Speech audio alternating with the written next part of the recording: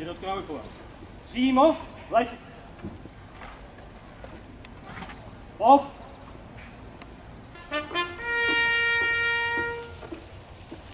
Jednotko. Pozor. K uvítání zprava.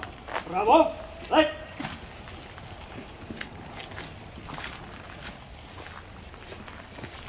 Pane generále, velitel 7. mechanizované brigády, brigádní generál Zdeněk Mikula. Jednotka dobrovolného vojenského cvičení nastoupila k vykonání vojenské přísahy.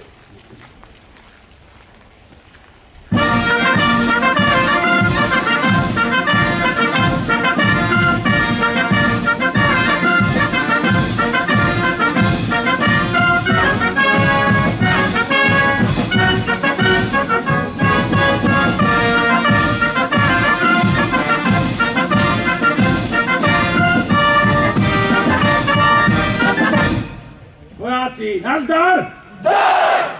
Jako tisková a informační důstojnice 7. mechanizované brigády vás budu provázet dnešní slavnostní vojenskou přísahou. Je mi ctí, že vás mohu přivítat v zámecké zahradě v posádce Hranice při takové příležitosti, jakou je složení vojenské přísahy. O úvodní slovo, objasnění významu vojenské přísahy nyní požádám velitele 7. mechanizované brigády, brigádního generála Zdeňka Mikulu. Dovolte mi, abych vás všechny srdečně přivítal na dnešním slavnostní vojenské přísaze zde v krásném prostředí zámecké zahrady v Hranicích, v městě s bohatou, hrdou a zcela unikátní vojenskou historií. Právě proto si nesmírně vážím vašeho rozhodnutí podstoupit dobrovolné vojenské cvičení v době, kdy se zásadním způsobem zhoršila bezpečnostní situace v Evropě. Dnešní akt slavnostní vojenské přísahy je vyvrcholením vašeho náročného měsíčního výcviku a představuje váš právní a morální závazek k vlasti. S těmi, co se rozhodnou pro kariéru vojáků z povolání nebo aktivních záloh, se těším na budoucí. Tím vojínem dobrovolného vojenského cvičení na základě dosažených výsledků se stává vojín Ondřej Grénár. Ne, vojne Grénáre, ten střed jednotky vystupte.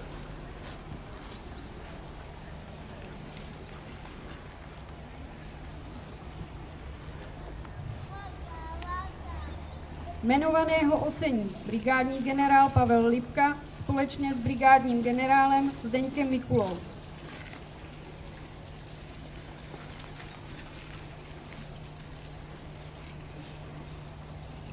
Pane generále, vojín Grénár.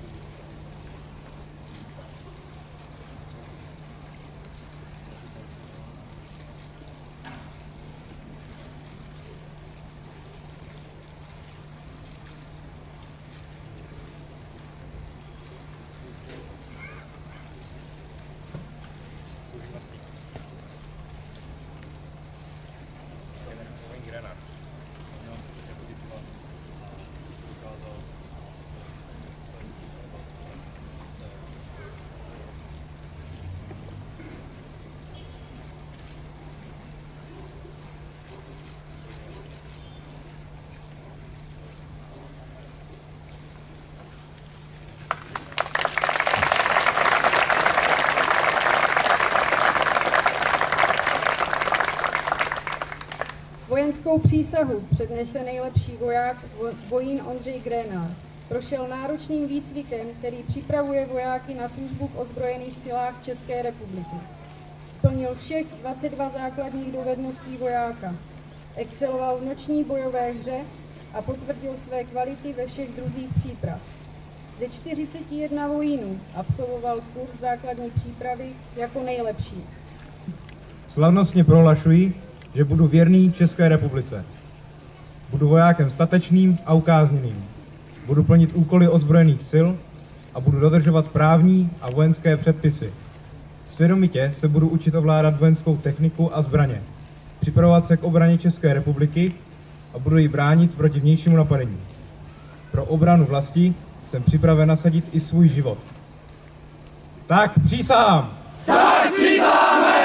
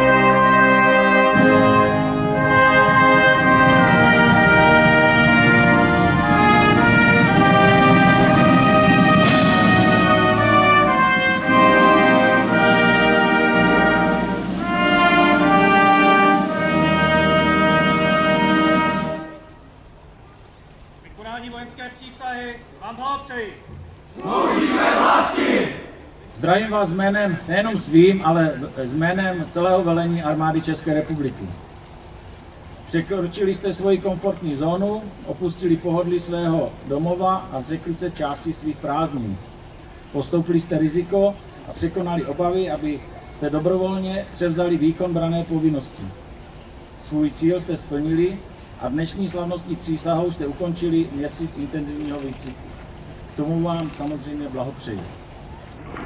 Dále požádám nejlepšího vojína Ondřeje Grenára o jeho krátké vystoupení.